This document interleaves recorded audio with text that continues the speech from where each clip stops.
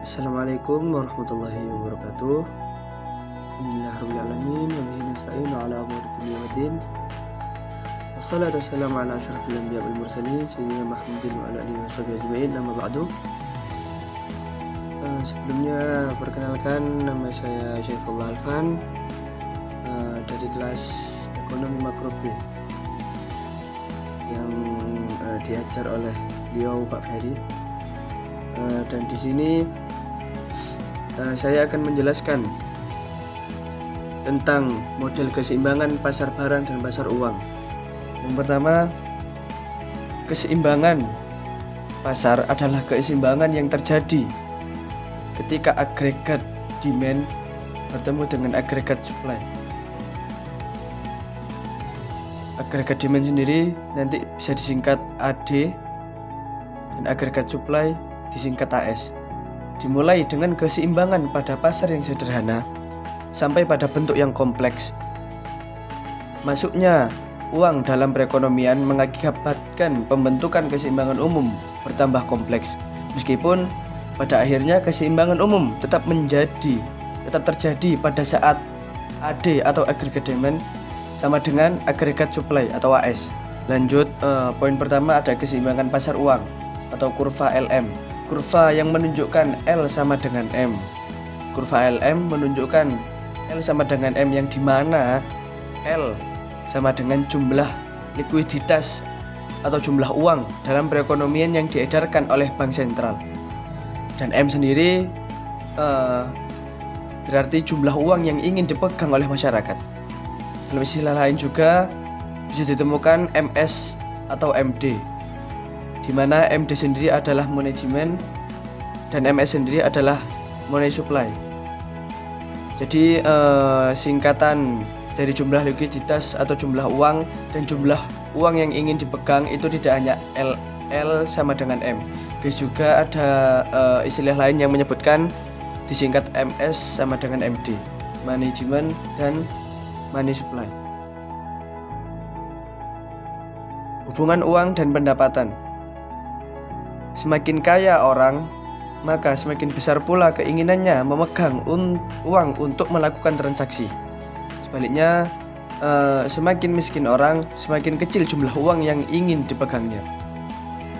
Hubungan yang positif ini dikenal sebagai teori Cambridge akan permintaan uang. Money demand merupakan porsi tertentu dari kekayaan. Bila Y besar, maka money demand besar. Dan bila Y kecil, maka money demand juga kecil. Porsi itu sendiri disimbolkan dengan K yang relatif dari waktu ke waktu. Perubahan teknologi dapat mengubah K, misalnya dengan adanya ATM, maka jumlah uang yang dipegang dalam saku berkurang dan dibandingkan bila tidak ada ATM. Karena bila memerlukan uang, ia dapat menarik dari ATM.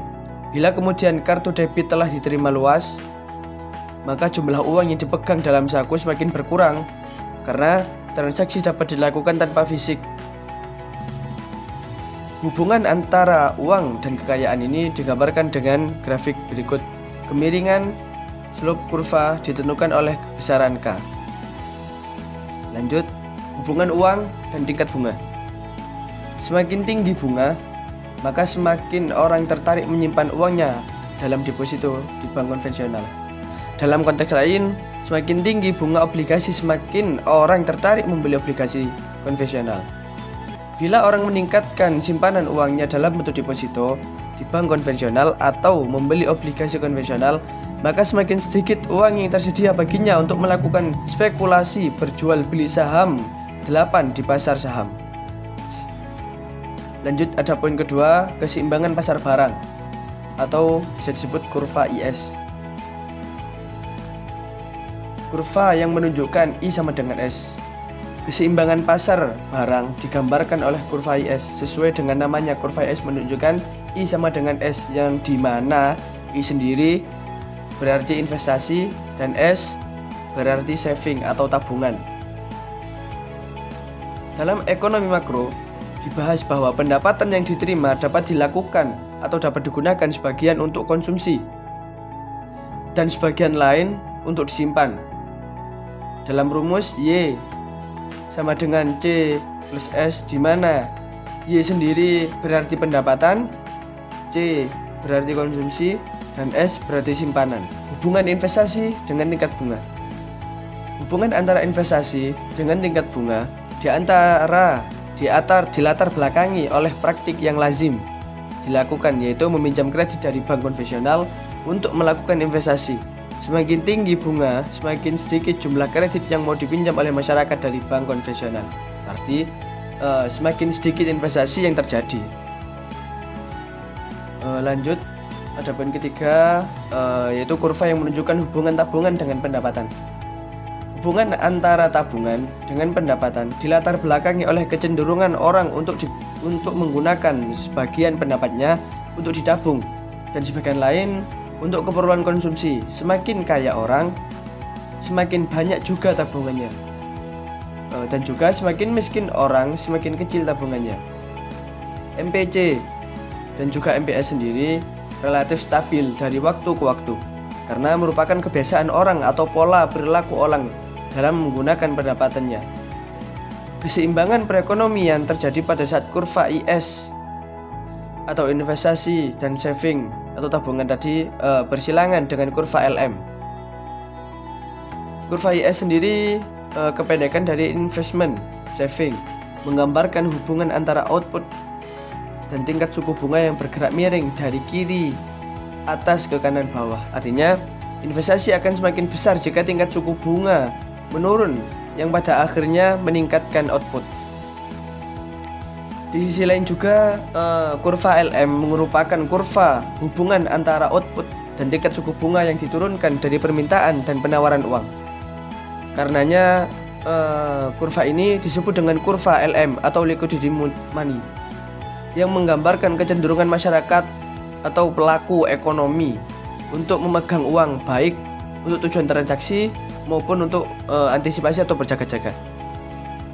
Masyarakat akan cenderung meningkatkan penggunaan uang untuk bertransaksi jika pendapatan meningkat.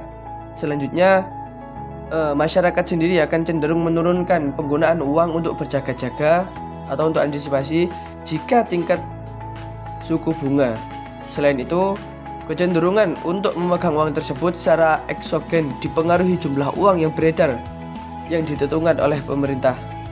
Dan berikut gambaran secara umum keseimbangan ISLM yang dapat digambarkan sebagai berikut.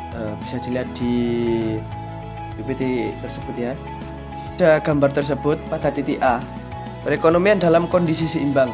Pada saat perekonomian mengalami guncangan, baik disebabkan dari dalam dan luar negeri, maka perekonomian tidak dalam kondisi seimbang. Karenanya pemerintah memiliki instrumen yang dapat mengembalikan perekonomian dalam kondisi yang dikenal dengan instrumen fiskal dan moneter. Instrumen fiskal sendiri dapat berupa pengeluaran pemerintah dan investasi sendiri, sedangkan instrumen moneter berupa pengaturan jumlah uang yang beredar. Berikut penjelasan tentang sedikit atau sekelumit penjelasan dari model keseimbangan pasar barang dan pasar uang. Kurang lebihnya mohon maaf. Wabillahi taufiq wal hidayah. Wassalamualaikum warahmatullahi taala wabarakatuh.